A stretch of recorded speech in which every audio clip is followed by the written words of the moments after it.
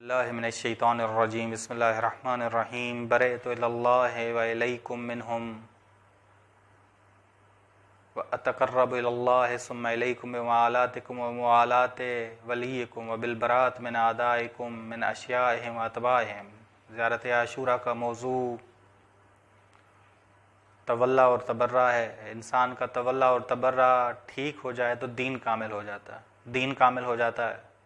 زیارت عاشوراء کا درس نمبر 9 ہے، شرح کر رہے ہیں ہم۔ یہ زیارت بتاتی ہے کہ کن سے برات کرنی ہے اور کن کو ولی ماننا ہے، کن کو ولی ماننا ہے۔ یہ زیارت بتاتی ہے کہ خدا کے لیے، خدا کے نمائندوں سے، اہل بیت علیہ السلام سے تولا کرنا ہے، اور جنہوں نے اہل بیت علیہ السلام پہ ظلم کیا ان سے تبرہ کرنا ہے، ان سے تبرہ کرنا ہے۔ ضروری ہے کہ زیارت عاشوراء کے یہ ایام ہیں، زیارت عاشوراء کے مطابق ہم زندگی گزاریں۔ یہ زیارت عاشوراء کے ایام ہیں، اولاد امام حسین علیہ السلام بننے کے ایام ہیں۔ ٹھیک اموی نمائندے بار بار امام حسین کے پاس آئے کہ یزید خلیفہ رسول خدا ہیں، یہ آپ مان لیں، یہ آپ مان لیں۔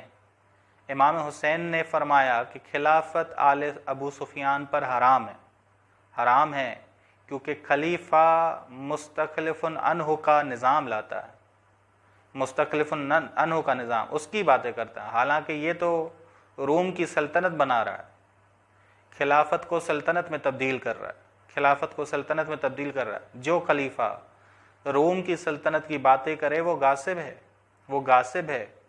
امام حسین نے فرمایا کہ میں آیا ہوں تاکہ خلافت کے معنی کو آزاد کروں، امامت کے معنی کو آزاد کروں، تاکہ بتاؤں کہ خلیفہ امام عادل ہو، قرآن پر عمل کرنے والا ہو، اللہ کی رضا کے لیے عمل انجام دینے والا ہو، تاکہ کوئی یہ نہ کہے کہ یہ خلافت نہیں ہے، یہ سلطنت ہے، یہ سلطنت ہے۔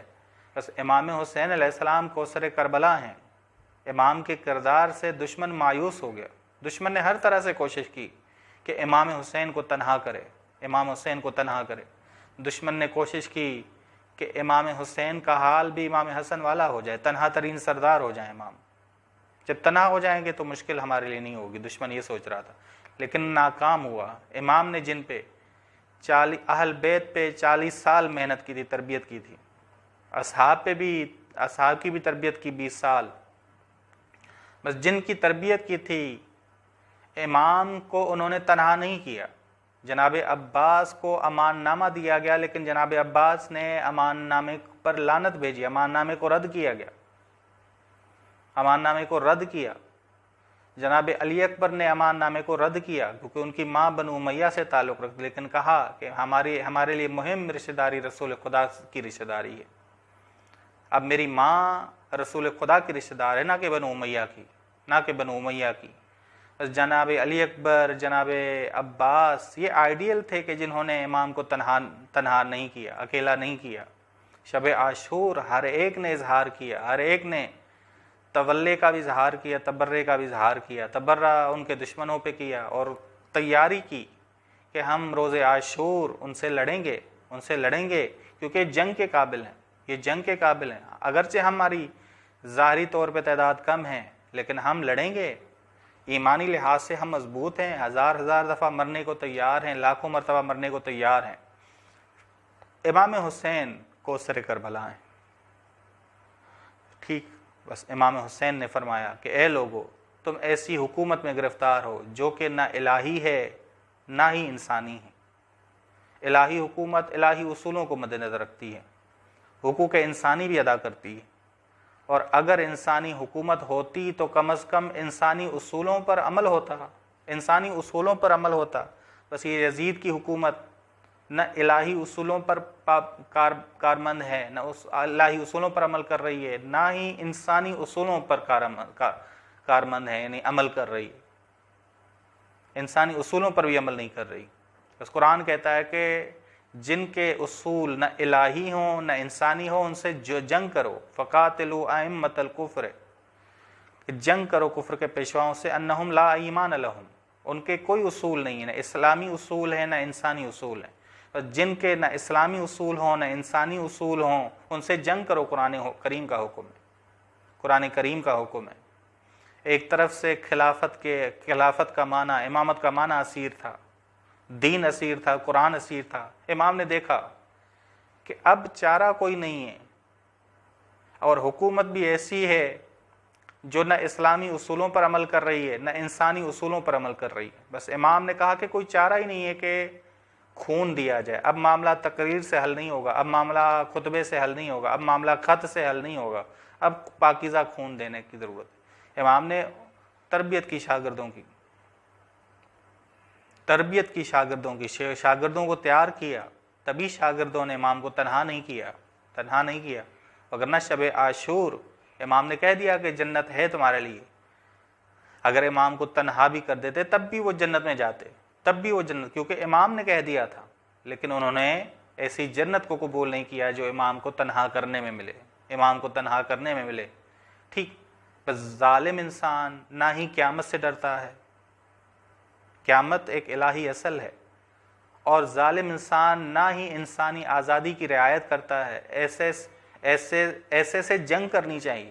قرآن کریم نے کہا ہے کہ فَقَاتِلُوا أَئِمَّةَ الْكُفْرِ أَنَّهُمْ لَا ایمان لَهُمْ، کیونکہ وہ کسی اصل پر عمل نہیں کرتے، نہ الہی اصل پہ عمل کرتے نہ انسانی اصل پر عمل کرتے ہیں۔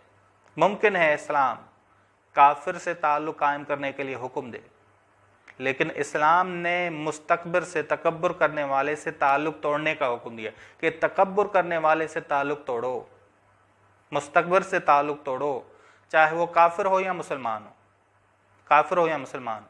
یہ ہے براءت کا مطلب۔ براءت یہ نہیں کیا، عاشورہ یہ نہیں کیا، زیارت عاشورہ کے مطابق ہونا کیا، یہ نہیں مستکبر سے تعلق کو ختم کرنا، مستکبر سے تعلق کو توڑنا، تکبر کرنے والے سے تعلق کو ختم کرنا، یہ ہے زیارت عاشورہ کا مفہوم۔ متواضع سے تعلق قائم کرنا، تواضع کرنے والے سے، عاجز انسان سے تعلق قائم کرنا، اور مستکبر سے تعلق ختم کرنا، یہ ہے زیارت عاشورہ کے مطابق ہونا۔ یہ ایام زیارت عاشورہ کے مطابق ہونے کے ایام ہیں۔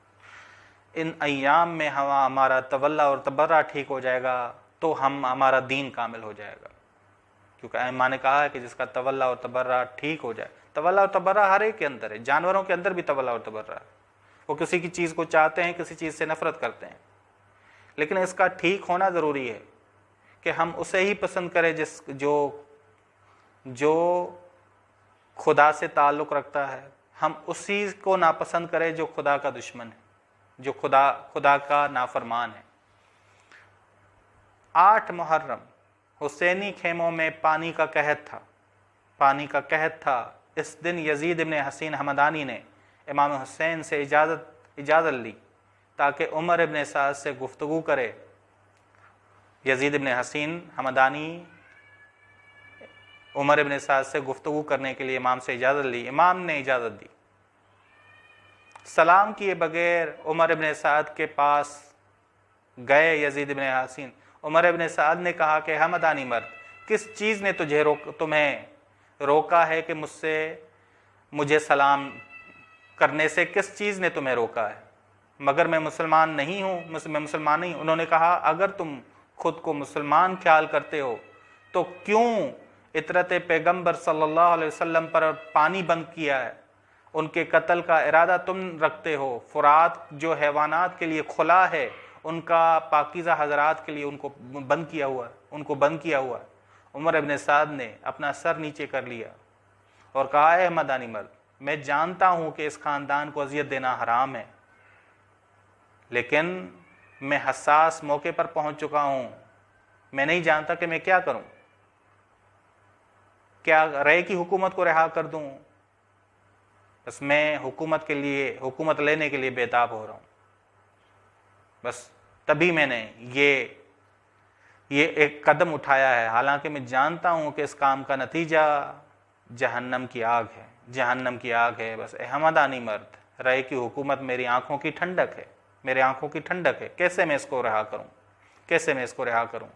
بس یزید ابن حسین ہمدانی سمجھ گئے کہ بس حق کی بات کہہ دی ہے، لیکن یہ لالچی انسان ہو چکا ہے، حریص انسان ہو چکا ہے، یہ عزت کو چھوڑ کر ذلت کی طرف گیا ہے۔ ویسے یزید ابن حسین ہمدانی آ کے امام سے کہا کہ آپ کو حکومت کی لالچ میں یہ قتل کر دے گا، یہ قتل کرنے آیا آپ کو حکومت کی لالچ میں، یہ لالچی ہو چکا ہے، حریص ہو چکا ہے۔ حسینی لشکر حریص تھا کہ امام پہ قربان ہو جائے، یہ لشکر جو یزیدی تھا یہ لالچی تھا، یہ دنیا کا لالچی تھا، یہ دنیا کا حریص تھا، مستکبر تھے، بس مستکبر سے جنگ کی جائے، مستکبر سے تبرہ کیا جائے، براعت کی جائے، یہ زیارت عاشوراء ہمیں سمجھاتی ہے۔ بس خدا ہمیں توفیق دے کہ ہم زیارت عاشوراء کے مطابق ہوئیں ان ایام میں۔ صلی اللہ علیہ محمد اہل بیتہ الطیبین الطاہرین۔